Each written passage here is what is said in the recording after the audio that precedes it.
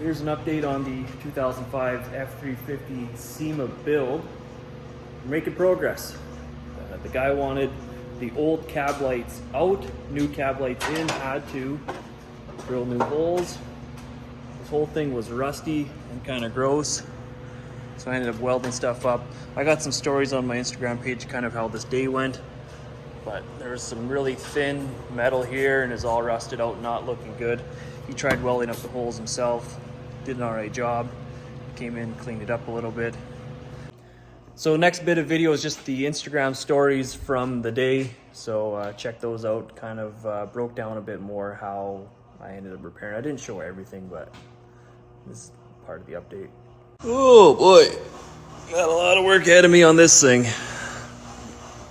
I'll show you what I got to work with. Kind of got everything stripped apart, metal worked a bit. But buddy here is like, hey, I'm gonna put new lights in. So he's drilled new holes. The only problem is some of the old holes are thin and rusty. He tried welding it up himself and it's not 100% filled in, but we're gonna weld up the little holes there. I'm gonna fight with that guy. I'm hoping I don't have to put a rust patch in. Hoping there's enough metal where I can just slowly keep adding weld to it and fill that thing up. I don't have a piece of brass that can fit in behind, so there's a problem. Maybe a piece of aluminum I can get in back there and kind of use it as a heat sink and a backer so I can put a little more material in there as I go. Step one, welding blanket. Got everything covered. Can never be too covered. So we're gonna make sure that no matter what happens, sparks don't go into the interior. I think we're gonna live with that. Maybe button it up right here some more. Shouldn't sneak through anywhere. Good to go.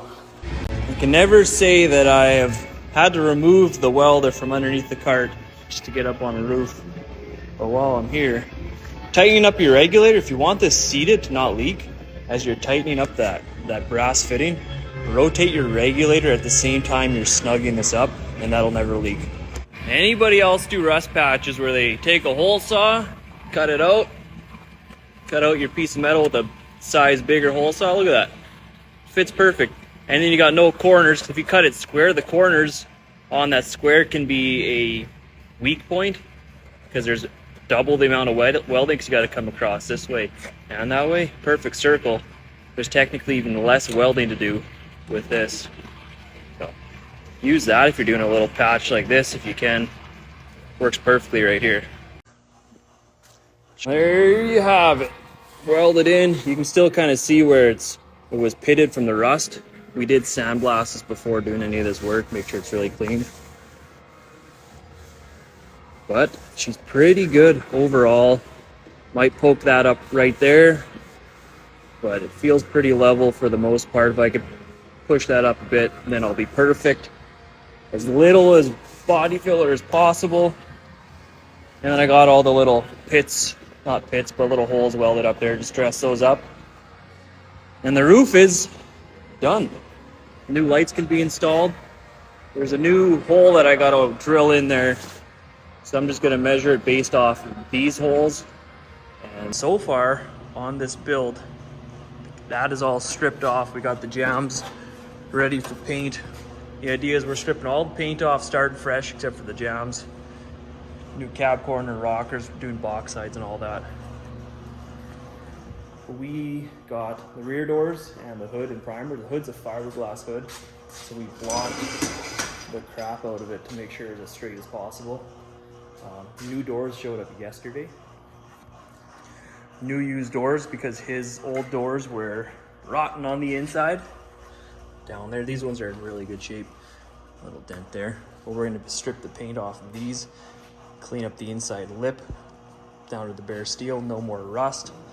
Epoxy the inside lip, seam seal it, and then we're going to put a whole bunch of wax oil in after it's painted, and hopefully that rust never creeps up and over that flange and around. And then, yeah, like I said, strip these.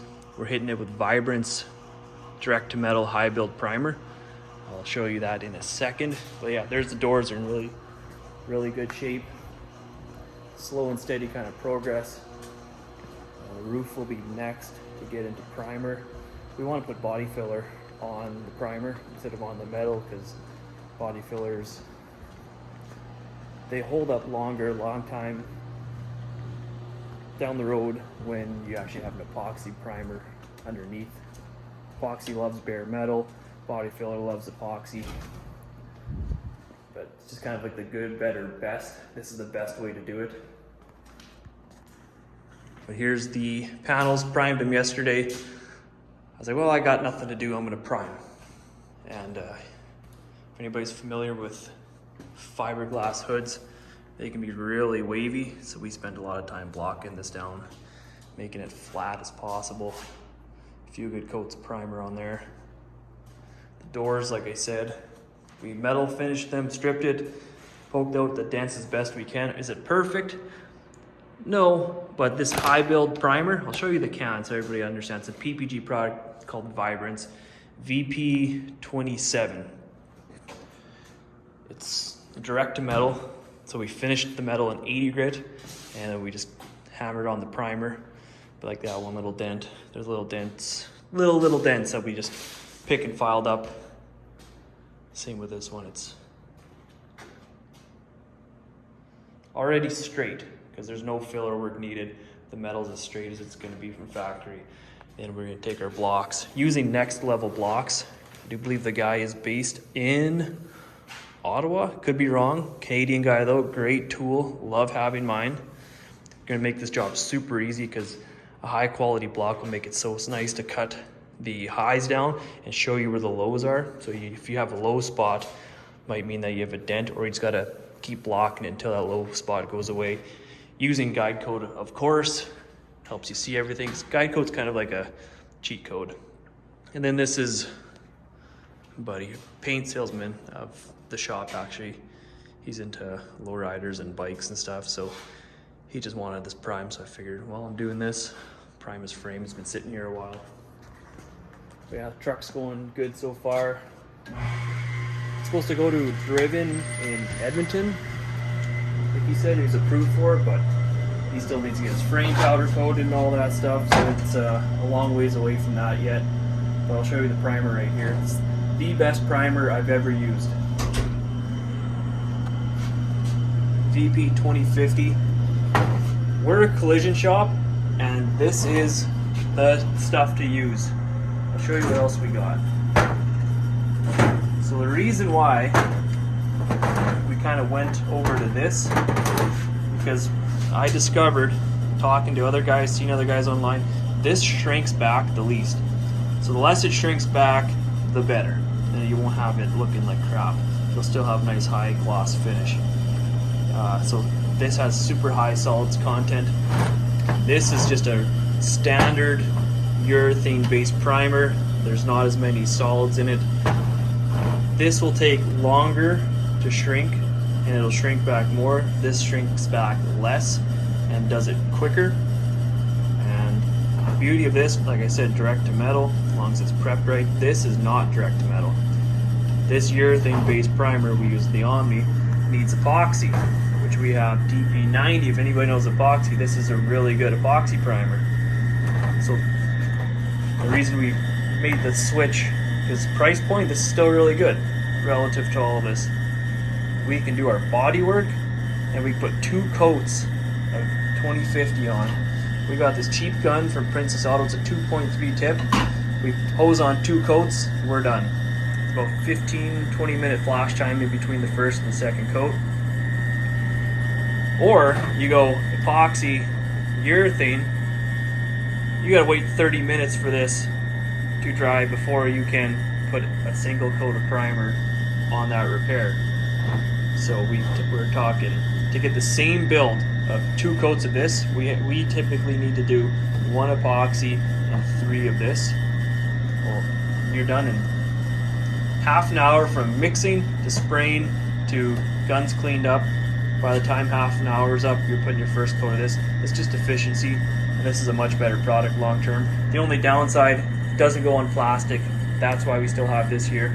But this epoxy we still use quite often. I'll use it as a sealer, or we might even put down epoxy. You let it sit for about an hour, believe, sand scratches, then you can body fill on top of it. So it's a quicker way of getting that restoration quality. But on the collision side, I really like looking at the restoration side, see if any things that those guys do carry over to what we can do. Typically, collision is get it done quick, get your hours in, and move on. Restoration, take your time, make sure everything's perfect. And I'd rather make sure everything's perfect. So I think trying to incorporate some restoration stuff into my life is actually making it easier on us, speeding us up, and having a much better quality product. Shout out Luma. Make a pretty cool light. Yeah, what else do I gotta say? Yeah, truck's going well. He's talking SEMA this year, maybe for sure next year. Yeah, it'd be interesting to see where that thing sits when we're done with it. We got a long way to go still. But the idea is if we can get the cab done, we take the box off. Cab can go away. He's taking it back. We paint the doors, hood, all that stuff separately. Lucky for me, he's going to assemble it. It'll make it quicker. And he likes to do that stuff anyways. Yeah, we're making some progress. Doing things right. Doing it well. Not much else to add. We're just chipping away at it. All the paint stripped off. We're just getting into that process of getting it all in primer. And then it's a block party from there.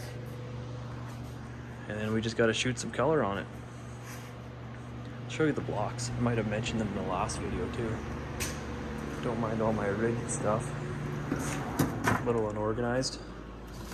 Clean that up. But here's the next level blocks. I got the Velcro.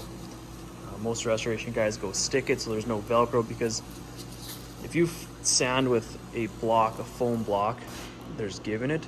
So when you're blocking over top of the surface and there's a high spot, that high spot is actually going to get absorbed into that foam and it's not going to cut. Where if this acrylic bottom right here goes over a high spot, it's actually going to cut it versus going over it. But quality blocks make a big difference. I got pretty much every size. I got some nice 30-inch ones, which are going to work great for those doors. Yeah, good times. Yeah, what else do I gotta say? Not much. Gonna clean up here and go home for the day. Get that roof and primer this week. Keep chipping away. I'll come up with an update whenever we get around to. I'll take it probably once everything's in primer. I'll see where we're at and go from there. So if you are interested in the SEMA build, please follow the channel, subscribe, like, comment, all that good stuff. If there's anything you want to know, whether it's like trying to add more value into it where you can learn something, maybe at home you can figure out a better way, a more quality way to do it, let me know. We can let you in on some of the secrets and the tips that we do all the time to make sure that the job always turns out good, because I know if you go on Google and YouTube stuff, it's not always the best information. You can get it right from a Journeyman Auto Body Tech here. Trying to find time to make more videos on how-tos and whatnot. But if you leave a comment, I will definitely take that into consideration if it's something that I can get around to. Yeah, see you in the next one.